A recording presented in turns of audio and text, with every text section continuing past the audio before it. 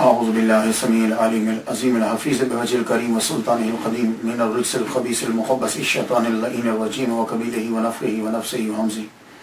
بسم اللہ الرحمن الرحیم۔ تمام نبیوں کے سردار حضرت محمد صلی اللہ علیہ وآلہ وسلم اور تمام مذاہب کے سردار دین اسلام کے پیروکاروں، سلام علیکم۔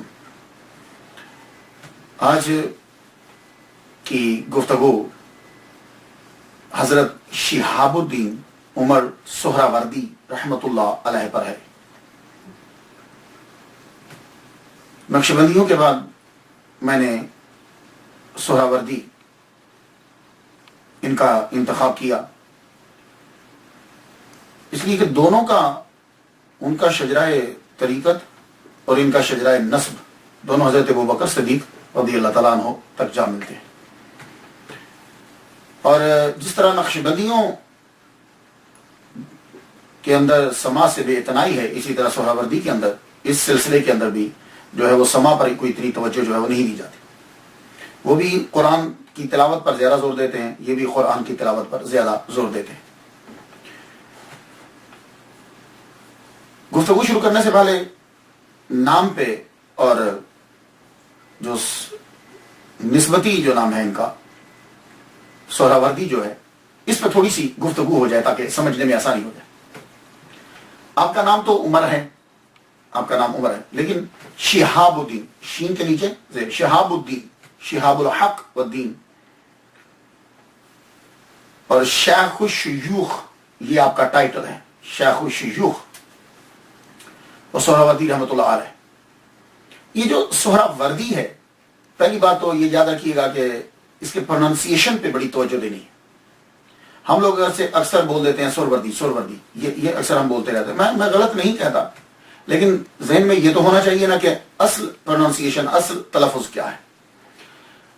اصل میں یہ سہراوردی یا تو نسبتی ہے، تو لفظ جو ہے وہ سہراورد ہے، سہراورد، سین کے اوپر پیش، پہلی ہا، یہ ہا ساکن، را کے اوپر بھی زبر، وا کے اوپر زبر، را ساکن، پھر آگے دال جو ہے وہ ساکن، تو سہراورد۔ یہ سہراورد ہے کیا؟ تو سہراورد جو ہے یہ لفظ کہتے ہیں کہ تبدیل ہوا ہے، اصل میں یہ کچھ اور تھا۔ پہلی بات تو یہ ہے کہ سہراورد جو ہے یہ ایک ولیج ہے، گاؤں ہے، ہمدان اور زنجان کے درمیان یہ واقع تھا۔ یہاں جو کردی تھے نا، کردش جو ہے یہ زیادہ تر یہاں لوگ رہتے تھے۔ تو ان کا طریقہ کار کیا تھا کہ یہ پہاڑی علاقہ تھا، تو وہ پہاڑوں کے اوپر رہتے، جو بھی قافلہ گزرتا تھا تو یہ اس کو لوٹتے تھے۔ تو اللہ تعالیٰ نے حضرت شہاب الدین عمر سہراوردی رحمۃ اللہ علیہ کے آباء و اجداد کو یہاں بھیجا۔ یہ یہاں کے نہیں ہیں، تو یہاں جب آئے تو انہوں نے آ کر یہاں لوگوں کو تبلیغ کی۔ تو وہ لوگ کہ جو ڈاکہ ڈالا کرتے تھے وہ پھر بعد میں مسلمان بنے، ان کے اخلاق اور عادات جو ہے ان کی اچھی ہے۔ تو یہ بھی ذہن میں رکھیے گا، کیونکہ کچھ لوگوں نے حضرت شہاب الدین سہراوردی کو کردی کہہ دیا، ٹھیک ہے، لیکن یہ آئے وہاں کے نہیں ہیں، آئے ہیں یہ خود وہاں پیدا ہوئے تھے۔ تو یہ ویلیج ہے، گاؤں ہے، اس گاؤں کو بارہا جو ہے وہ ستم کا نشانہ بنایا گا۔ کبھی یہ گاؤں والے ستم کرتے تھے، کبھی ان کے اوپر ان کو ستم ہوا اور اجاڑے گئے۔ تو یہ وجہ تسمیہ جو ہے، یہ سہراورد، اس کا نام کیسے پڑ گیا؟ ایک مستشرق کی ریزن جو ہے اس نے یہ بیان کی ہے، کہتا ہے کہ اس کا اصل میں نام جو ہے وہ ایرانی گورنر سہراب نے اس کو آباد کیا تھا، تو اس کے نام کے اوپر اس کا نام پڑ گیا سہراب گرد۔ تو سہراب گرد جو ہے یہ استعمال، کثرت استعمال کی وجہ سے سہراورد ہو گیا۔ یہ میری سمجھ میں ویسے یہ مسئلہ نہیں ہے کہ اس مستشرق نے لکھ تو دیا، لیکن مجھے سمجھ نہیں آئی کہ یہ اتنے لفظوں کی تبدیلی، الف با کی، پھر گاف کی، اور اتنا بے ہنگم استعمال ہوا ہے کہ سہراب گرد جو ہے یہ چینج ہو گیا۔ تو اکثر لوگوں نے یہ کہا کہ ہماری سمجھ میں یہ نہیں آتا۔ دوسری وجہ تسمیہ جو ہے وہ کیا ہے کہ یہ سہراورد جو ہے یہ اصل میں کیا تھا؟ تو حضرت ابو الفیض سید قلندر علی سہراوردی رحمۃ اللہ علیہ بہت بڑے سہراوردی سلسلے کے بزرگ ہیں، انہوں نے وجہ تسمیہ بیان کی ہے، کہنے لگے کہ یہ سہراورد کیسے پڑا۔ کہ بات یہ ہے کہ جب حضرت سید عبد القادر جیلانی رحمۃ اللہ علیہ نے سید حضرت شہاب الدین سہروردی رحمۃ اللہ علیہ کی والدہ ماجدہ سے یہ کہا کہ اللہ تجھے بیٹا عطا کرے گا. تو بڑی عمر ہو چکی تھی. تو رات کو خواب میں محمد صلی اللہ علیہ وآلہ وسلم کا دیدار ہوا. محمد صلی اللہ علیہ وآلہ وسلم نے یہ کہا کہ اے بی بی جاؤ پانی لاؤ، ہم وضو کرنا چاہتے ہیں. تو آپ نے فوراً سے پانی جو ہے وہ پیش کیا. پانی جب پیش کیا تو انہوں نے وضو کرنے کے بعد پانی محمد صلی اللہ علیہ وسلم نے پیا. پینے کے بعد کلی کر کے پانی پھینک دیا. آپ نے پانی جب نیچے پھینکا تو اس سے گلاب کا پھول اگ گیا. گلاب کا جب پھول اگا تو حضور صلی اللہ علیہ وآلہ وسلم نے کہا کہ اسے تم کھا لو، گلاب کے پھول. تو ابو الفیض سید قلندر علی سہروردی رحمۃ اللہ علیہ کہتے ہیں کہ جو پانی آپ پی کے پھینکتے ہو جو جھوٹا ہوتا ہے اسے عربی میں سر کہتے ہیں. جیسے ایک فرمان ہے نا، سر المومن شفاؤن، مومن کے جھوٹے میں شفا، تو کہتے ہیں اسے کہتے ہیں سر. اور گلاب کے پھول کو کہتے ہیں ورد. تو کہتے ہیں کہ یہ سر ورد تھا جو کثرت استعمال کی وجہ سے بعد میں سہر ورد ہو گیا. یہ انہوں نے توجیہ جو ہے وہ پیش کی. تو موجم البلدان کے اندر، یہ کتاب کا نام ہے موجم البلدان، یہ بلدان جمع ہے. بلدان اس میں کہتے ہیں کہ اس شہر کا نام ہی سہرا ورد تھا، نام ہی سہرا ورد تھا، چینجنگ نہیں کچھ ہوئی. اور بعد میں اس کو سہرا برد بھی بولا ہے. تو یہ میں نے آپ کو بتا دیا کہ یہ شہر کا نام ہے. تو سہرا ورد، اس سے پھر سہرا وردی. یہ سلسلے کے بانی تو ان کے آباء و اجداد ہیں، لیکن اس سلسلے کو مشہور جو کیا، شہرت کی بلندی تک جو پہنچایا، وہ شہاب الدین عمر سہروردی رحمۃ اللہ علیہ نے پہنچایا. آپ کی پیدائش ایران کے گاؤں سہراورد میں ہوئی. 1154 کو آپ پیدا ہوئے عیسوی کو بعد. اور آپ کے والد گرامی حضرت محمد سہروردی رحمۃ اللہ علیہ، یہ آپ کے والد گرامی کا نام ہے. آپ حضرت عبد القادر جیلانی رحمۃ اللہ علیہ کے پاس گئے، عقیدت مند تھے. کہنے لگے حضور دعا کیجیے، عمر بہت ہو چکی ہے، اللہ بیٹا دے دے.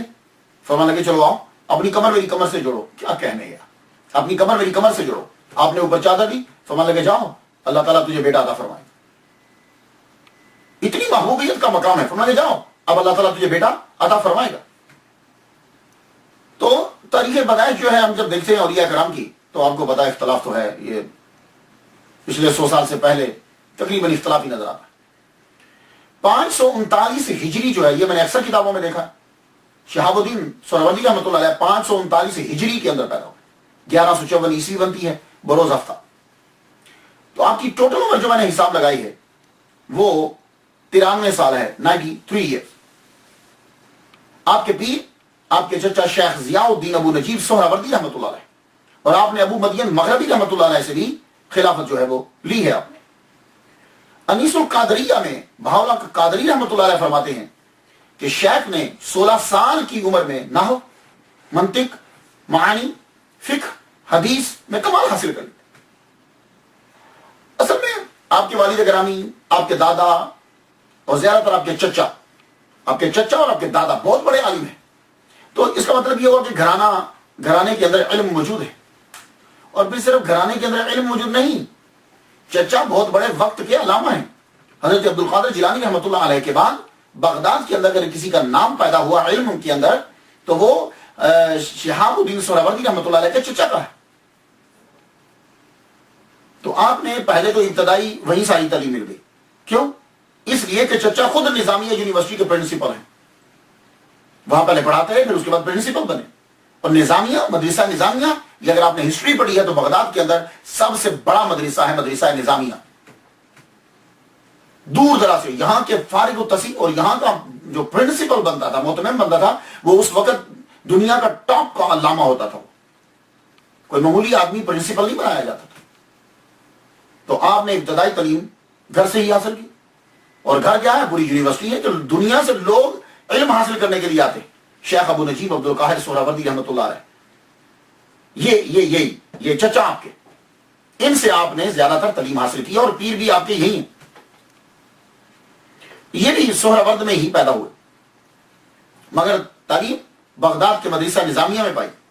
امام بائحقی رحمۃ اللہ علیہ، علامہ خطیب بغدادی سے حدیث سنی، اور تمام مروجہ علوم انہوں نے جو ہے وہیں سے حاصل کیے. میں یہ چچا کی بات کر رہا ہوں ابھی، جو استاد بھی ہیں اور پیر بھی ہیں، شہاب الدین سہروردی رحمۃ اللہ علیہ. اور پھر حضرت عبد القادر جیلانی رحمۃ اللہ علیہ سے بھی انہوں نے خلافت لی ہے، یعنی چچا نے ان سے بھی خلافت لی ہے، اور دوران حج کئی مرتبہ حضرت خضر علیہ السلام سے ملاقات ہوئی۔ خود شہاب الدین سہروردی اپنے پیر کے بارے میں یہ بتلاتے ہیں، اور اپنے استاد اور اپنے چچا بتلاتے ہیں ان کے بارے میں، کہنے لگے کہ میرے چچا پیر و مرشد شیخ ابو نجیب عبد القاہر کے پاس ایک روز 3 یہودی آ گئے اور 3 عیسائی۔ آپ نے ان کو اسلام کی دعوت دی مگر انہوں نے اسلام قبول نہیں کیا۔ آپ نے فرمایا ٹھیک ہے چلو کھانا تو کھا کر جاؤ، کھائے بنا تو نہیں جاؤ، کھانا تو کھا کر جاؤ۔ کہنے لگے ٹھیک ہے کھانا کھا لیتے۔ تو آپ نے کہا میں خود توڑتا ہوں، کھانا سامنے رکھا، آپ نے لقمہ توڑ کے دیا۔ بس وہ ان جن کو آپ اسلام کی دعوت دے رہے تھے اور اسلام قبول نہیں کر رہے تھے، لقمہ لیا، حلق سے نیچے اترتا گیا کہ ہر ایک نے کہا کہ حضور ہم نے کلمہ پڑھنا ہے۔ کہا اب کیا ہوا؟ کہنے لگے بس جو ہی یہ لقمہ حلق سے نیچے اترا ہے، سارے جتنے بھی دوسرے مذاہب تھے سب کے سب سے توجہ ہٹ گئی، صرف اسلام کی جانب توجہ چلی گئی۔ تو ہم نے چاہا کہ اسلام کو قبول کر لینا چاہیے۔ فرماتے ہیں شہاب الدین سہروردی رحمۃ اللہ علیہ، میرے پیر و مرشد میرے چچا بازار سے گزر رہے ہیں، بازار سے گزرتے ہوئے قصاب کی دکان پہ کھڑے ہو گئے۔ تو آپ کو معلوم ہے کہ وہاں گوشت جو ہے وہ لٹکا ہوتا ہے، کھڑے ہوئے تو آپ نے یوں کان لگا دیا گوشت کے ساتھ، وہ بکری جو لٹکی ہوتی ہے اس کے ساتھ کان لگا دیا، کان لگایا جیسے کچھ سن رہے ہیں۔ پھر قصاب کی طرف متوجہ ہو کر کہنے لگے بکری کہتی ہے کہ میں مردہ ہوں۔ اللہ اکبر، یعنی وہ کٹے ہوئے گوشت جس کا گردن کٹ چکی ہے یہ کہہ رہی ہے کہ میں مردہ ہوں، مجھے خدا کے نام پہ ذبح نہیں کیا گیا۔ قصاب حیران رہ گیا اور اس نے معافی طلب کی۔ اللہ اکبر جل شاہ۔ 1130 عیسوی کے اندر شیخ ابو نجیب عبد القاہر رحمۃ اللہ علیہ کو مدرسہ نظامیہ جو اسلام کی عظیم یونیورسٹی ہے اس کا پرنسپل بنا دیا گیا۔ تو میں نے یہ آپ کو بتلانا تھا کہ اس سے اندازہ آپ کو ہو جائے گا کہ شیخ شہاب الدین شیخ الشیوخ شہاب الدین عمر سہروردی رحمۃ اللہ علیہ نے کتنا علم حاصل کیا ہوگا کہ جن کے ساتھ رہے ہیں کہ ان کو پھر مدرسہ نظامیہ کا پرنسپل جو ہے وہ بنا دیا گیا۔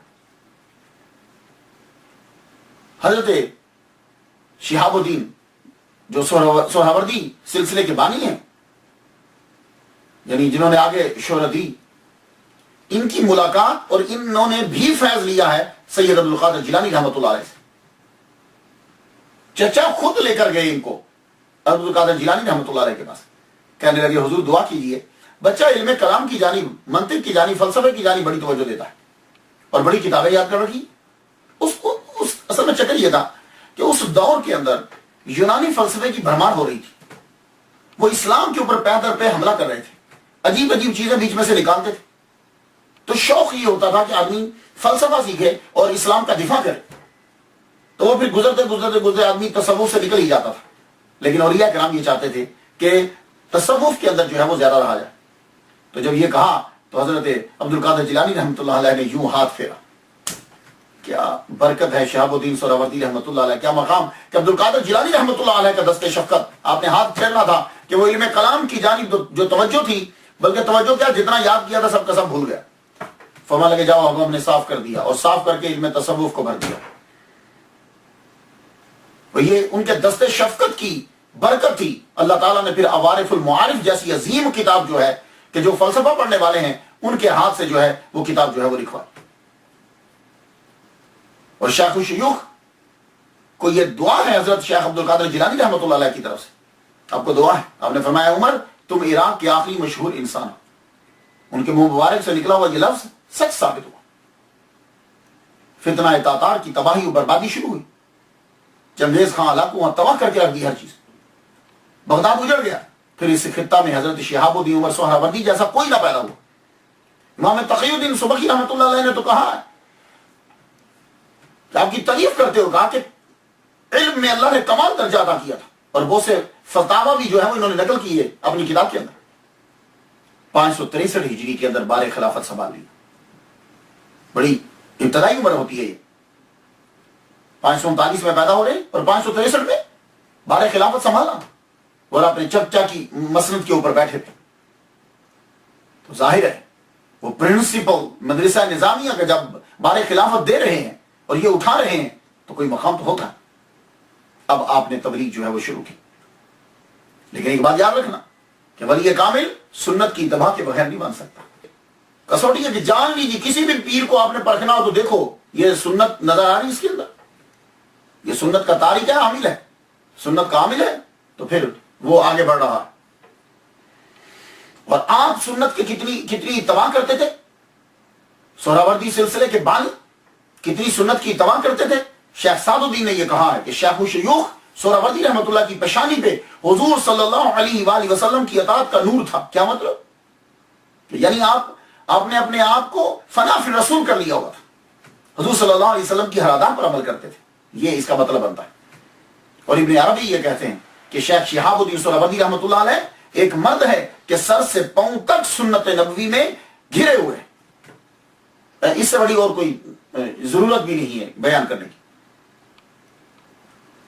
समा जो है इसे इस्तेमाल किया जाता है। एक नक्शबंदी जो है वो समा को, और कादरी जो है आगे जो इनकी शाखें बनती हैं ये समा से हटते हैं, लेकिन चिश्तिया सिलसिला जो है वो समा की जानिब तवज्जो देते हैं। लेकिन इससे हरगिज ये मतलब मत निकाला जाए कि ये जो मौजूदा कवाली है इसको वो जायज करार देते हैं, हरगिज नहीं। और ये भी मतलब न निकाला जाए कि जो चिश्तिया सिलसिले के हैं वो समा को बुनियादी अकायद में समझते हैं। ये भी ये चीजें अगर आप समझ लेंगे, क्योंकि बहुत से लोग जो है वो इतराज करते हैं। असल में चक्कर क्या है कि यहां जो माहौल था वो माहौल भजन का, वो माहौल गाने का, तो अब इस्लाम को फैलाना है तो उन्होंने इसको एक जरिया जो है वो इख्तियार किया, लेकिन वो भी जरिया बनाया, ये बेसिक नहीं थी, ये बेसिक नहीं थी। इसलिए वासवली वासी साहब ने क्या खूब कहा है कि कवाली अब भी जायज है, लेकिन शर्त यह है कि बीच में ख्वाजा मोइनुद्दीन अजमेरी बैठे हों। गजब की बात। तो ये आजकल की कवाली को तो खैर आप इसमें मत शामिल कीजिए, लेकिन फिर भी समा जो है यह सिलसिला सोहरावर्दिया के अंदर समा जो है इसे बेइतनाई बरती जाती। नक्शबंदी और सोहरावर्दी ये तवज्जो नहीं देते इसकी तरफ, कादरिया भी कम देते हैं, लेकिन चिश्ती अदब जो है तसव्वुफ और अदब तसव्वुफ, और यह कलाम के अंदर अदब बहुत चीज है। हर जो चीज इस्लाम की है वो अदब करेंगे। अदब के बगैर इंसान मंजिल मकसूद तक नहीं पहुंचता। शेख शयूख, और फिर जब आप किसी की बात करते हैं तो अदब वहां से शुरू होता है। पहले जिसे आपने सीखना है पहले आप उसका अदब करें। तो जब फनाफि शेख आदमी होता है तो फिर फनाफि रसूल, फिर उसके बाद फनाफिला। एतराज करने वाले को शायद हकीकत का पता नहीं। तो आप अपने पीरो मुर्शद की कितनी इज्जत और कितना अदब करते हैं, हालांकि चचा है लेकिन अदब कितना करते हैं। हजरत आपके पीरो मुर्शद ने आपको एक रुमाल दिया था, वो रुमाल कभी कभी पीरो मुर्शद जो है वो सर पे बांधा करते थे एज या मामा।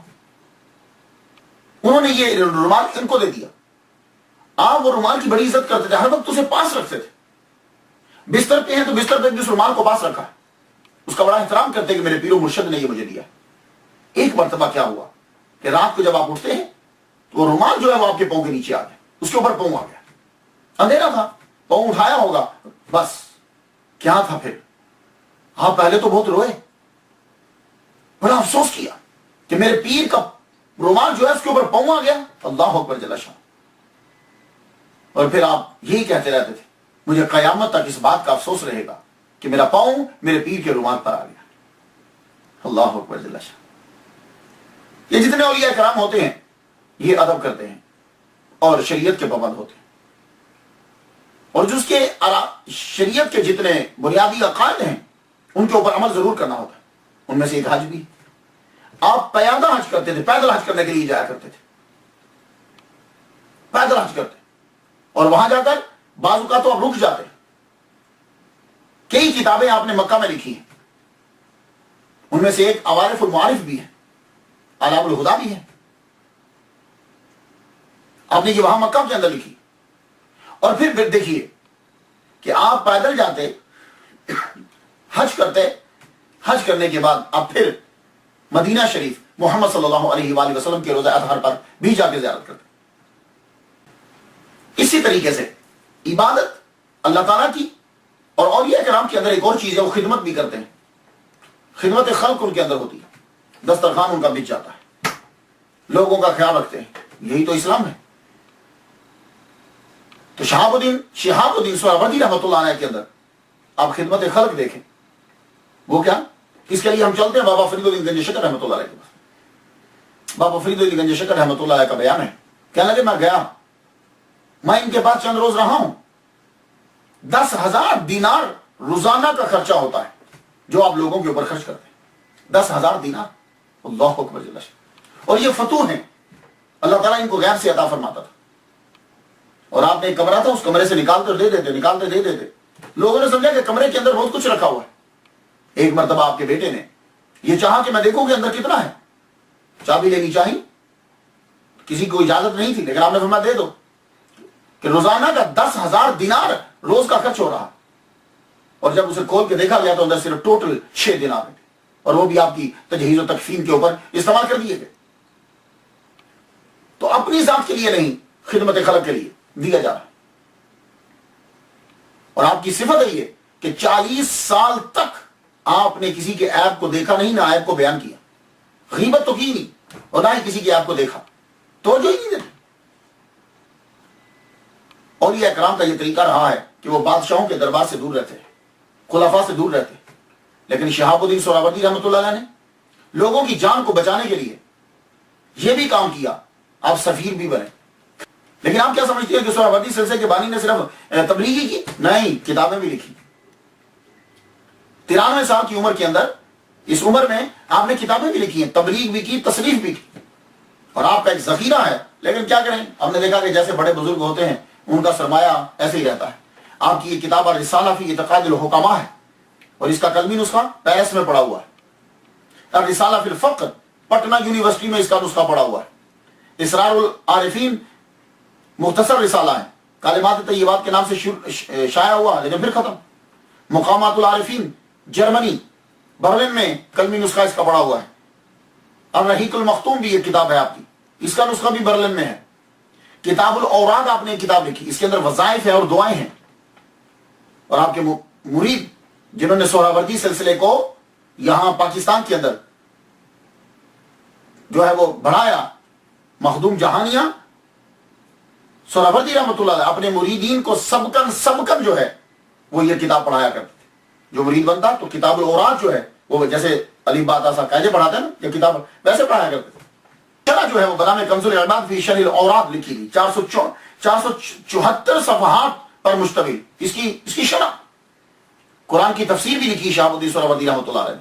جذب القلوب الی مواصلۃ المحجوب، 36 صفحات پر مشتمل یہ رسالہ ہے، یہ 1328 میں جو ہے حلب میں چھپا تھا۔ رشف النصائح، نصائح الایمانیہ و کشف النصائح الیونانیہ، فلسفے کا جواب دیا آپ نے۔ جو اسلام پر اعتراضات کرتے تھے اس کتاب کے اندر جوابات دیے فلسفے کے انداز سے۔ علام الہدیٰ بھی آپ کی کتاب ہے، اور شورائے آفاق کتاب آپ کی عوارف المعارف۔ یہ کتاب جو ہے جب آپ پڑھیں گے تو پھر آپ کو پڑھنے کی ضرورت ہی نہیں ہے کہ آدمی کے پاس نالج کتنا ہے۔ یہ کتاب کے ہر لائن خود بتائے گی آپ کو کہ ان کی نظر قرآن کے اوپر، حدیث کے اوپر، فقہ کے اوپر، تاریخ کے اوپر، تصوف کے اوپر ان کی نظر کتنی ہے۔ یہ کتاب خود بتائے گی آپ کو۔ یہ کتاب آپ نے جب مکہ میں آپ رہے تو آپ نے تحریر کی، اور اس کتاب کو اللہ تعالیٰ نے اتنی مقبولیت کیوں عطا کی ہے کہ جب بھی کتاب لکھتے ہوئے آپ کو کوئی مشکل درپیش ہوتی آپ فوراً کعبے کا طواف کرتے، نفل پڑھتے، اللہ تعالیٰ اس مشکل کو حل کر دیتا، مسئلہ سمجھا دیتا، پھر آپ دوبارہ اسے لکھتے۔ عوارف المعارف سلسلہ سہروردی، اتنی شہرت ہم نہیں سنتے جتنی سلسلہ چشتیہ کی ہے آپ کے ہندوستان کے اندر ہم دیکھتے ہیں، اور قادریہ کی ہے، نقشبندیہ کی ہے، اتنی کیوں نہیں۔ لیکن یہ بات یاد رکھیے گا کہ اس کا مطلب یہ نہیں ہے کہ سہروردی سلسلہ جو ہے، سہروردیہ جو ہے، اس کے اندر لوگ نہیں، بڑے بڑے اسکالر اس کے اندر ہیں، اور بڑے بڑے نام پیدا ہوئے۔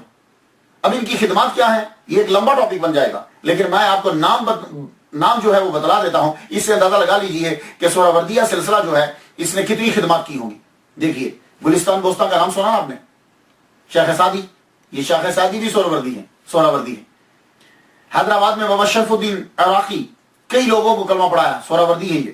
حضرت شاہ کمال، شاہ جمال، میرا مجھ دریا بخاری رحمۃ اللہ، لاہور اگر آپ جائیں، پچھڑے کی طرف جائیں تو یہ دونوں پہلے آتے ہیں، اور اگر آپ یہ ادھر جی پی او کی طرف جائیں، آپ لاہور کی بات کر رہا ہوں، مکلو روڈ سے جی پی او کی طرف جائیں، اور فوڈ اسٹریٹ جو ہے لیفٹ سائڈ کے اوپر آپ کو میرا مجھ دریا بخاری رحمۃ اللہ علیہ، مزار ان کا نظر ہے، یہ بھی سہروردی ہیں۔ سید جلال الدین منیر شاہ میر سرخ بخاری، یہ جنگ شہر کے اندر کئی راجپوتوں کو انہوں نے کلمہ پڑھایا، یہ بھی سہروردی ہیں۔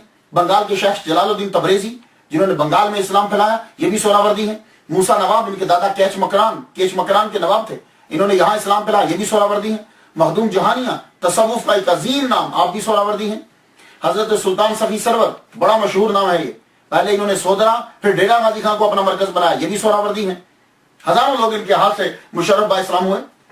مخدوم لال شہباز قلندر رحمۃ اللہ علیہ، یہ بھی یہ شیخ الشیوخ شہاب الدین سہروردی کے مرید ہیں۔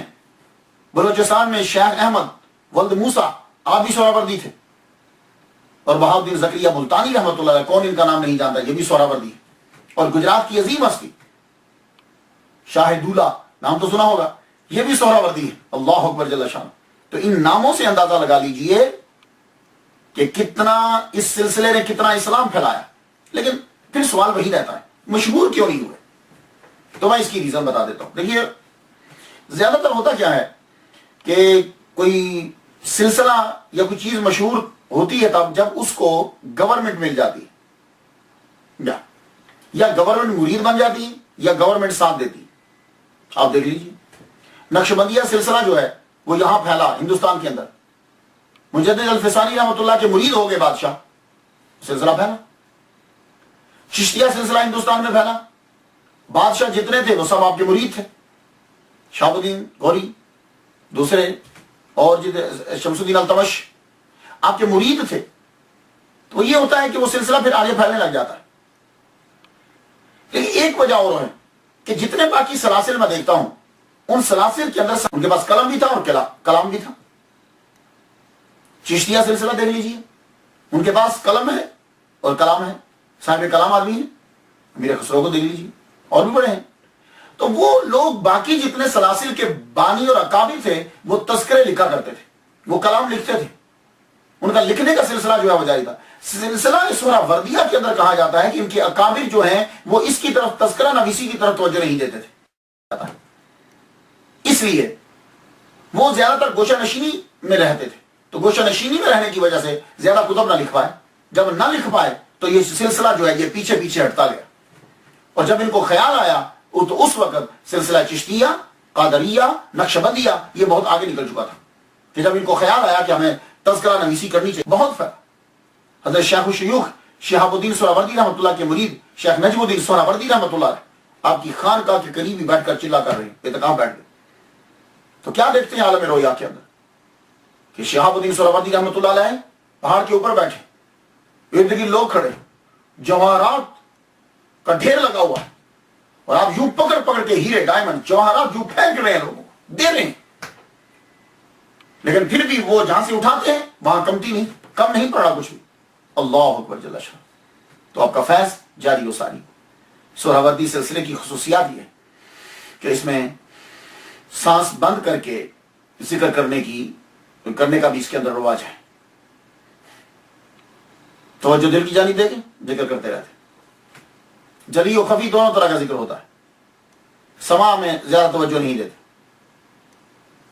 کتاب انوار سہروردیہ کے مصنف نے یہ لکھا ہے کہ یہ سلسلہ باقیوں سے اس طرح آسان ہے، اس وجہ سے آسان ہے کہ اس کے وظائف، مراقبات، تصورات، مجاہدات دوسرے سلاسل سے مختصر ہیں۔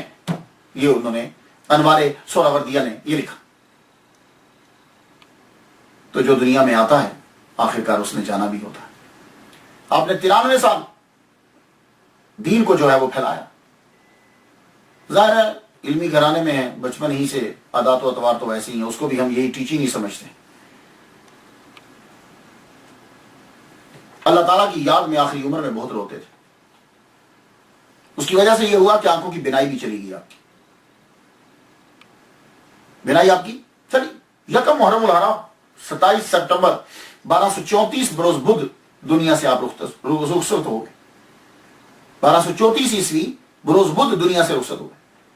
مخبر الواصلین کے مصنف کا کہنا ہے کہ آپ کا وصال 633 ہجری کو ہوا، اور آپ کا جنازہ شیخ اوحد الدین کرمانی رحمۃ اللہ علیہ نے پڑھا ہے۔